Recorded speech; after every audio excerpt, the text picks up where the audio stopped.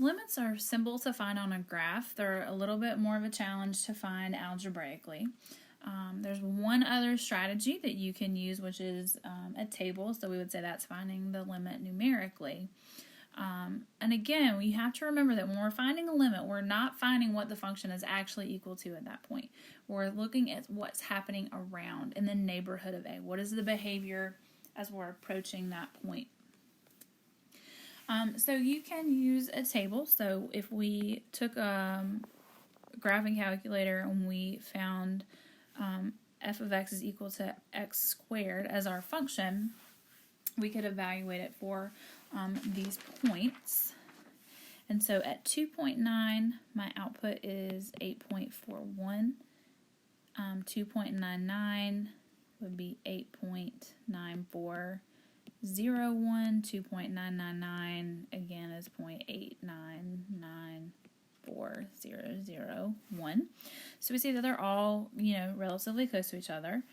For 3.1, it's going to be 9.61, 3.01 squared, 9.0601, and then 3.001 is 9.006001. So we have some things that we already know about quadratic functions and parabolas and what we should expect to see happening. But what the table is telling us is that in the neighborhood of x is equal to 3, which would be here, the output is something close to 9. And we know that f of 3, if I squared that, would be equal to 9. So again, we're looking at the numbers really close to 3 to tell us what it is that we expect to be happening with that function. Now for this one, x to the third minus 3x squared over x minus 3, there's some different things happening. However, if you were to take and plug these numbers in, the same as we did on this last one, what you would see is that you end up with same numbers that we got for our first example. So I'm going to put those in on the chart really quickly. And so even though this function is different, so this is a rational function, we know with rational functions we have some discontinuities,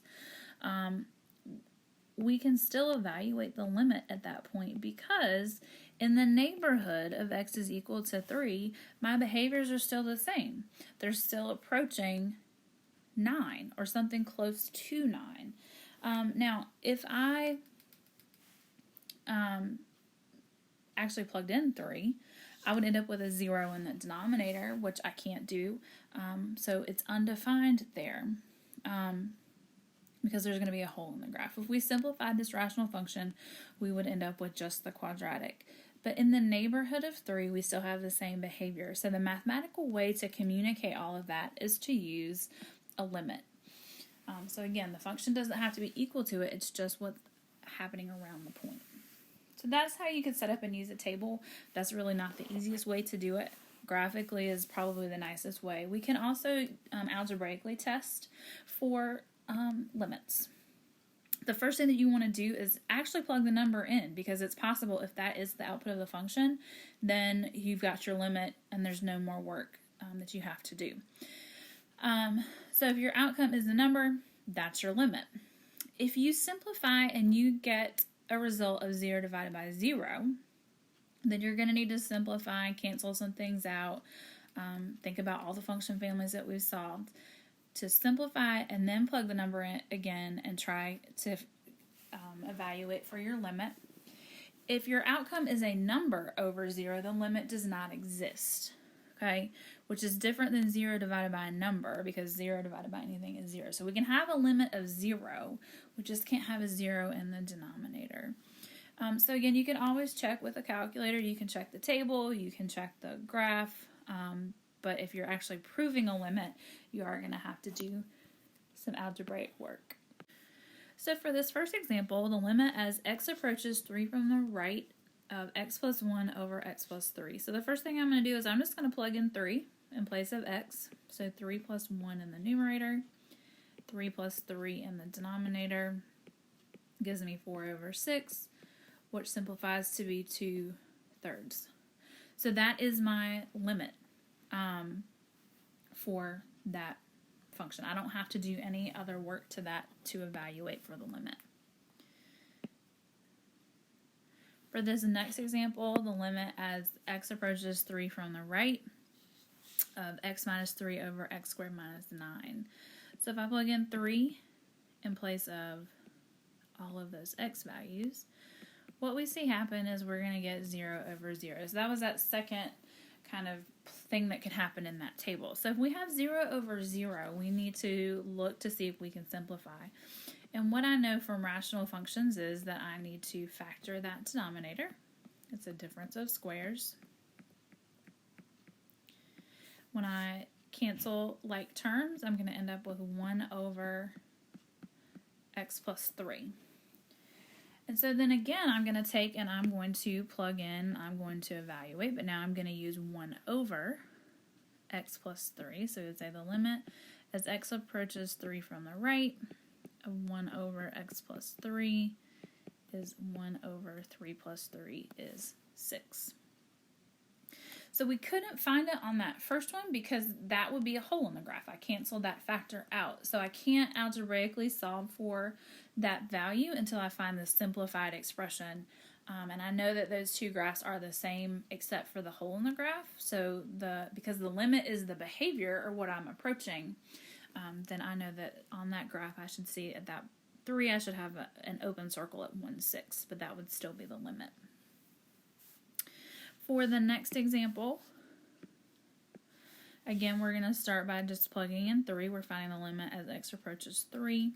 So 3 squared minus 9 over 3 minus 3 squared. So again, 9 minus 9 is 0. 3 minus 3 is 0. 0 squared is 0. So we know that we're going to have to do some simplification. So again, we can factor the numerator.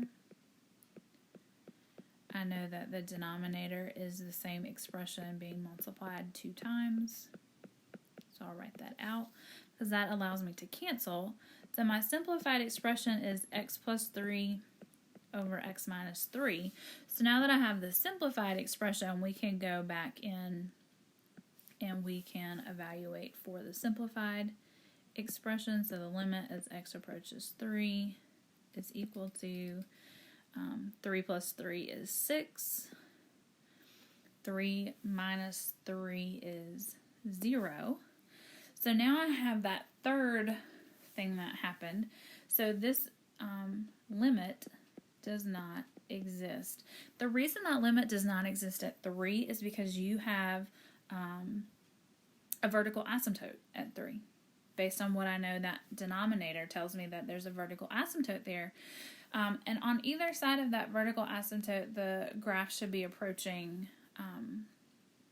either positive or negative infinity. So I can't actually evaluate for a value at that x value.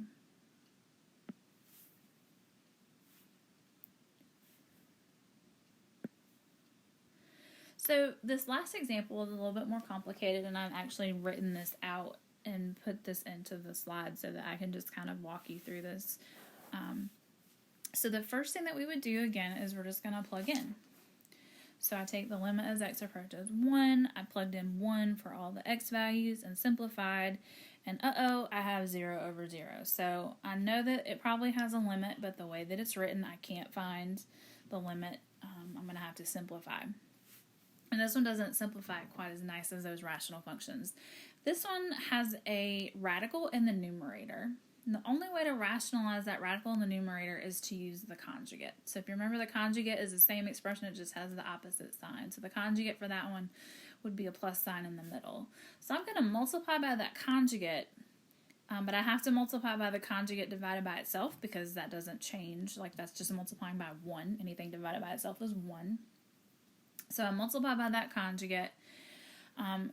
Make sure that you follow the distributive property in the numerator. X times x is x squared. When I multiply x times that radical and the negative x times the radical, they cancel each other out.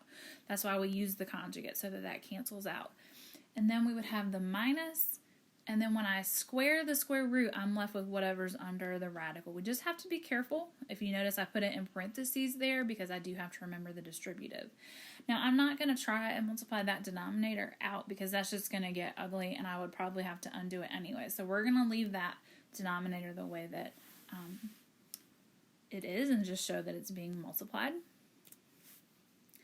So then the next step is to simplify that numerator to x squared plus x minus 2. Well, now I have a quadratic. So let's see if we can factor the quadratic. So I'm looking for things that multiply to give me negative 2. Then when I add them, I get 1. So that factors to be x plus 2 times x minus 1. Well, that's part of the reason that we left that expression not multiplied it together so that we can cancel. So we cancel x minus 1, and then I have this new expression, x plus 2 over x plus radical 2 minus x. Now, if you look at that, that doesn't really seem like I simplified anything. But when we take and try the direct substitution again with this new expression, you will see that we can actually find the limit of 3 over 2.